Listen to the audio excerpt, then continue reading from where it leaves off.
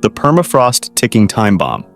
The Arctic is heating up 4 times faster than the rest of the planet, and one of the biggest stories you are not hearing about is the ground literally melting beneath people's feet. This is called permafrost. It is ground that has stayed completely frozen for years, and it covers a massive amount of land, about a quarter of the entire northern hemisphere. But now, that frozen ground is thawing. Imagine the earth under your house suddenly turning into mud. This is causing landslides and massive sinkholes that swallow up the land. It is washing away entire coastlines and destroying the food sources that local communities rely on, like fish and reindeer. Even scarier, this melting ground is releasing harmful materials that have been trapped in the ice for thousands of years, such as toxic mercury and ancient germs that could cause new diseases we have no immunity to. This is a disaster for the people who live there because their cities are built on that same ice that is turning into water. We know that at least 120,000 buildings and thousands of miles of roads and pipelines are sitting on top of this melting ground. Experts warn that by the middle of this century, nearly 70% of all essential infrastructure in the region could be at risk of collapse. A recent study looked at how much money is actually made on this frozen land and found that economic activity there is worth up to 189 billion euros in a single year. The vast majority of this wealth comes from just 3 regions in Russia, where massive oil, gas, and mining operations are built directly on top of the permafrost. Adapting to the thaw by fixing the roads, saving the hospitals, and moving the buildings before they fall could cost up to $82 billion in the Russian Arctic alone. Rohingya's Limbo. Right now, more than 1 million people are trapped in a place that was never meant to hold them, with no clear way out and less help coming in every day. The Rohingya are a Muslim minority from Myanmar who have been denied citizenship for decades and treated as if they do not belong in the country. Long before they arrived in Bangladesh, they faced harsh laws, hate campaigns, and repeated waves of military violence that forced many to flee. In 2017, this exploded into a brutal crackdown in Rakhine State, where soldiers burned villages, killed civilians, and drove more than 700,000 people over the border in just a few months. Today, they are in Cox's Bazar in Bangladesh, where over 1 million Rohingya refugees are living packed together in the largest refugee settlement on Earth. They fled extreme violence in neighboring Myanmar 8 years ago, but instead of the crisis ending, it is actually getting bigger. Because of new fighting in Myanmar, roughly 130,000 more refugees arrived in 2025 alone, and the reality on the ground is bad. A recent survey found that the vast majority of refugees are terrified to go back, but they also have no future where they are, as life inside the camps has become a desperate struggle for survival. About 35% of families do not have enough safe food to eat, and the same number have absolutely no income. Because global funding is drying up, there are fewer chances to work for aid groups, leaving families with nothing. On top of the hunger, the camps are dangerous. Gangs are kidnapping people for ransom, recruiting young boys, and trafficking women. The shelters are overcrowded, and when the monsoon rains come, disease spreads quickly. This misery is also creating tension with the local Bangladeshi people living nearby. When the refugees first arrived, the locals were generous, but now they are struggling too. They have seen their forests cut down to build the camps, their water sources dry up, and their wages drop because desperate refugees will work for almost nothing. The situation is about to face a critical point because the money is running out. The official aid plan for 2026 has been slashed by more than $250 million compared to the year before. Aid agencies are forcing different departments to merge just to save cash. For example, they are cutting back on food rations so that only the very hungriest families get full support, while others get less. They are also closing some service points for protecting women and children to save on costs. Meanwhile, the political solution is stuck. Bangladesh recently announced that Myanmar had agreed to verify 180,000 refugees for potential return. But for the people in the camps, this feels like a lie. One refugee called it nothing more than an eyewash, pointing out that unless they are granted citizenship and safety, a list of names means nothing. The Cameroon Problem.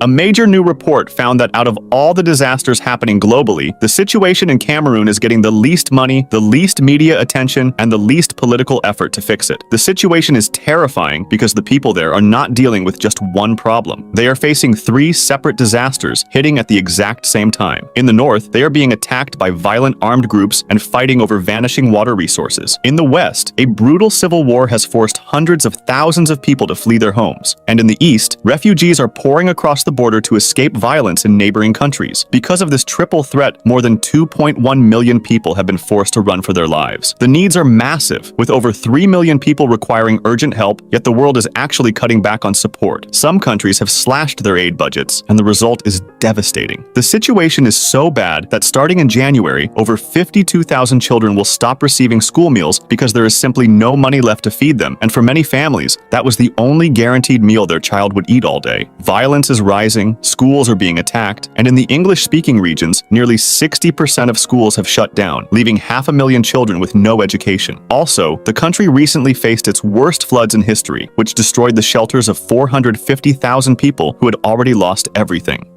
Afghanistan's gender apartheid. In August 2021, after 20 years of war, the United States and its allies pulled out of Afghanistan under a deal struck with the Taliban, and the Afghan government and army, built and funded by the West for 2 decades, collapsed in 11 days. 4 years after the Taliban swept back into power, Afghanistan's girls are in a bad situation. There's a slow and deliberate effort underway to make women and girls basically disappear from public life. This is happening right now to 21 million people, and it is not just about 1 or 2 new rules. It is a system designed to push women out of schools, out of jobs, and eventually to keep them entirely inside their homes. The most visible tragedy is in education. Girls are banned from school after the age of 13, and women are barred from universities. This means an entire generation is being cut off from learning, and the impact is already devastating, with nearly 80% of young women now sitting at home with no education, no job, and no training. Even for the younger children still in school, the system is collapsing. UNICEF and UNESCO warn that 90% of 10-year-olds cannot read a simple text, and thousands of schools have no clean water, heating, or even safe buildings. Experts warn that if this ban continues, nearly 4 million girls will be denied a secondary education by 2030, costing the country billions of dollars. However, the restrictions go far beyond that. In August 2024, the Taliban introduced a harsh new set of rules, formally called the Law on the Propagation of Virtue and Prevention of Vice. This law forbids women from traveling without a male guardian, and even bans them from speaking or singing in public. More than 3,300 men have been assigned specifically to enforce these rules. Women are no longer allowed in parks, gyms, or beauty salons. If they break the dress codes, they face arrest and violence. This constant fear has created a mental health crisis. Experts also predict that these bans will cause child marriage to jump by 25% and maternal deaths to rise by 50%. This is happening while the health system is falling apart, since because women are banned from working, there are fewer female doctors and nurses, which means female patients often cannot get care at all. All of this is taking place inside a country that is starving. More than half the population needs urgent aid, yet international funding has dropped dangerously low. To make matters worse, millions of Afghan refugees are being forced back into the country from Pakistan and Iran. Meanwhile, resettlement programs in countries like the United States, the United Kingdom, Germany, and Canada have been slow, leaving thousands stuck in limbo with no clear future. Even within the Taliban, there are cracks in the system. A senior minister named Mohammed Abbas Stanikzai publicly criticized the education ban at a graduation ceremony, saying there was no excuse for denying knowledge to the people. After his speech, reports say the Taliban's supreme leader ordered his arrest, forcing Stanikzai to flee to the United Arab Emirates. The International Criminal Court has requested arrest warrants for Taliban leaders for crimes against humanity. Germany, Australia, Canada, and the Netherlands have jointly brought a case to the International Court of Justice, arguing that the Taliban's treatment of women violates international treaties. Australia has even imposed direct sanctions on Taliban ministers. Mozambique's ISM insurgency. Northern Mozambique is facing a nightmare that almost nobody is talking about. More than 107,000 people have been forced to run for their lives in just the last 2 weeks, and since this conflict began in 2017, over 1.3 million people have been uprooted, with their villages being attacked and burned to the ground. The violence is driven by a group known as ISM, or Islamic State Mozambique. In 2017, in the northern province of Cabo Delgado, a little-known Islamist group started attacking police stations and villages, feeding off years of anger about poverty, corruption, and the fact that local people were not seeing any benefit from the huge gas and ruby projects on their own land. Young men with no jobs and no hope were easy to recruit, and the violence slowly turned into a full-blown insurgency. Over time, the fighters pledged allegiance to the Islamic State and became known as ISM, while the government and foreign troops tried and failed to fully stop them, sometimes committing abuses themselves. In the past, ISM fighters would attack a village and leave quickly, but nowadays they are staying for weeks at a time, turning safe areas into zones of permanent fear. They have spread from the far north down into new regions like the province of Nampula, where fighters dressed in military uniforms are moving from village to village, killing civilians. The situation is so desperate that people are not even waiting for the attacks to start. Pregnant women, children, and the elderly are walking for days just to get away because they know what is coming. The humanitarian situation for these families is catastrophic, as the United Nations says that in this latest wave of people fleeing, only about 40% have received any food at all, all, and even those lucky few only got enough supplies to last for 2 weeks. Aid agencies simply do not have the money to help because the international response plan is only 14% funded. This lack of support is forcing people to make a deadly choice. Because they are starving in the displacement camps, some families are attempting to go back to their war-torn villages just to find something to eat, even though they know they might be killed. The Sahel Coups.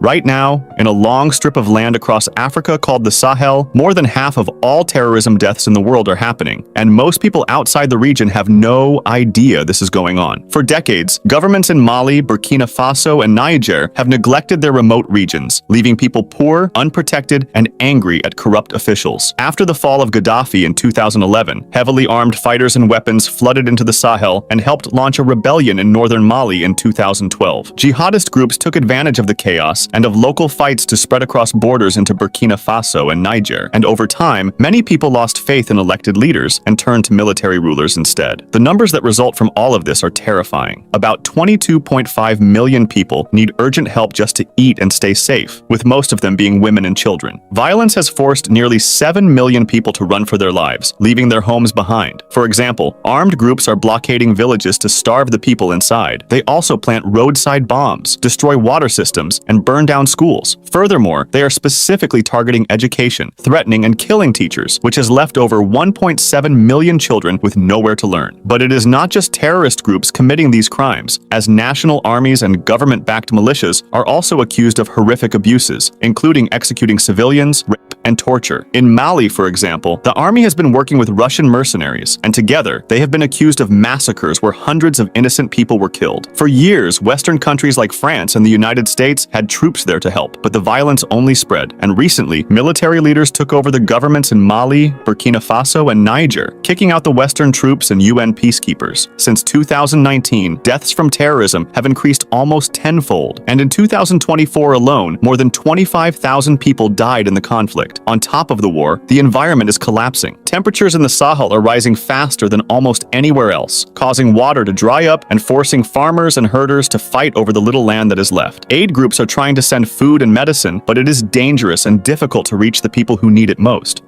The Yemen Collapse. Yemen is facing one of the world's worst crises, and it's barely being covered. The country is basically collapsing, as more than 17 million people, who make up almost half the country, are facing crisis levels of food insecurity. This number is thought to be increasing instead of decreasing, and by next year, it is expected to rise to over 18 million. In some districts, more than 40,000 people are facing catastrophic starvation. This began with a war that exploded in 2014, when Houthi rebels from the north took over the capital and pushed out the government. A few months later, in 2015, a Saudi-led coalition launched airstrikes and a blockade to try to restore that government, shattering the economy, destroying hospitals and infrastructure, and cutting off salaries for millions of people. Over time, the country split into rival zones of control: the Houthis in the north, the Saudi-backed government in parts of the center, and southern separatists known as Southern Transitional Council, or STC, backed by the United Arab Emirates. Recently, the STC launched a massive military attack, and in just a few days, they captured key cities, military bases, and the region's oil fields. This is a huge turning point because these separatists now control the entire southern coast and the oil, and they want to split Yemen into two separate countries again. Today, the economy is broken, aid is being cut, and massive flash floods are washing away the few farms that are left. On top of all of that, Yemen is fighting the worst cholera outbreak in the world. Since in 2024 alone, it reported nearly 250,000 suspected cases, which is about 35% of all cholera cases on the entire planet. There is a funding gap of $20 million, and life-saving treatment centers are being forced to close their doors. If no money comes in, sick people will simply have nowhere to go. Delicate situations like these are difficult to come by, and even if you see them, it's hard to get an objective view on them, as different sources report stuff through different lenses. That's where today's sponsor, Ground News, comes in. Ground News is a website and app designed to make reading the news easier and more data-driven. Every day, they gather thousands of articles from around the world and organize them by story, each with a visual breakdown of bias, reliability, and ownership. Let me show you how it works by taking a look at this article about Amnesty International, saying that the U.S. strike on a Yemen prison that killed dozens of African migrants may be a war crime. We can see that out of the 53 news sources, only 4 right-leaning ones reported on this, creating what Ground News calls a blind spot. for those who consume mainly right-leaning sources. Not only that, but we can see the different ways this story is covered based on the political leaning of each source. This left-leaning source says Trump's Yemen strike killed 61 migrants and no combatants, while this right-leaning one says that Amnesty thinks the strike that killed dozens of migrants might be a war crime. To find articles about stories you might have missed, like potentially the ones in this video, Ground News has a blind spot feed, which shows you stories underreported by one side of the political spectrum. You can get all of this by going to ground.news/TPE or scanning my QR code, and you'll get 40% off the top-tier Vantage plan. Thanks again to Ground News for sponsoring this video. The global groundwater emergency. While many know about how bad the climate crisis is, they don't know specifically how bad it's getting recently. Nearly 6 billion people, which is about 3/4 of the entire human population, now live in areas where the freshwater supply is under threat. Satellite data shows that drying regions are expanding by an area twice the size of California every single year. The main problem isn't just that rivers are drying up, it is that we are basically mining the water underground. This groundwater is supposed to be our backup plan for when the rain stops, but we are pumping it out much faster than nature can put it back. In fact, 21 of the world's 37 largest underground water reserves are being emptied faster than they can refill. We are using this water mostly to grow food, as about 70% of all the groundwater we pump is used for agriculture. It is what allows farmers to grow crops in dry places like the Middle East, parts of the United States, and India. But the cost is huge. India now uses more groundwater than China and the United States combined. In the famous Ogallala Aquifer in the US, which helps grow a huge portion of the country's food, water levels have fallen so low that there is no real plan to save what is left. You have to keep in mind that when we pump too much, the ground itself also starts to change. In coastal areas, taking fresh water out allows salt water from the ocean to rush in, ruining the water supply and damaging people's kidneys if the water is consumed. Even worse, as the water is sucked out, the land above it begins to collapse. This is called land subsidence, and it is causing cities like Jakarta and Lagos to literally sink, cracking roads and breaking buildings. As the ground shifts, it can also release toxic metals like arsenic into the water, leading to higher cancer rates for the people drinking it. Scientists call this a risk tipping point, as once the water drops below the reach of our wells, the farms stop working, and there is no backup left for the next drought. We know how to fix this with better irrigation and stricter rules, but politicians often ignore it until it is too late. We are currently caught in a dangerous loop where climate change causes more droughts, so we pump more groundwater, which makes the land sink and the water toxic. The Ethiopia Situation.